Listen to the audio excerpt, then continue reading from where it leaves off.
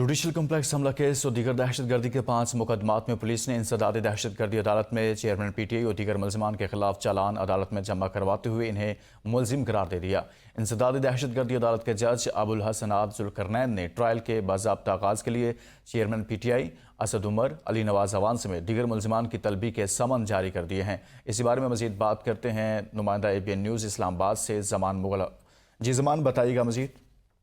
जी बिल्कुल, chairman PTI के खिलाफ आज जुडिशल कम्प्लेक्स में मुख्तलिफ केसेस की समाअत हुई, जिसमें एडिशनल सेशन जज तैर अब्बास सिपरा, अबुल हसनात जुल्करनैन और फरख फरीद बलोच ने इन केसेस की समाअत की थी। और तमाम केसेस में चेयरमैन PTI को 19 जुलाई तक जो है उनके अबूरी जमानत में तोसी की गई थी, जबकि दूसरी जानब आज पुलिस ने 5 मुकदमात में चालान जमा करवा दिया है। और जिन मुकदमात में चालान जमा करवाया है उसमें चेयरमैन PTI समेत जो PTI की दीगर लीडरशिप है उसको गुनाहगार करार दिया है और उनके खिलाफ चालान अदालत में जमा करवाया है, जिस पर ट्रायल कोर्ट ने आगाज कर दिया। और कल चेयरमैन PTI समेत दीगर लीडरशिप जो है उनको अदालत ने तलब कर लिया है। जी ठीक, बहुत शुक्रिया। ज़मान मुगल इस हवाले से आगाह कर रहे थे।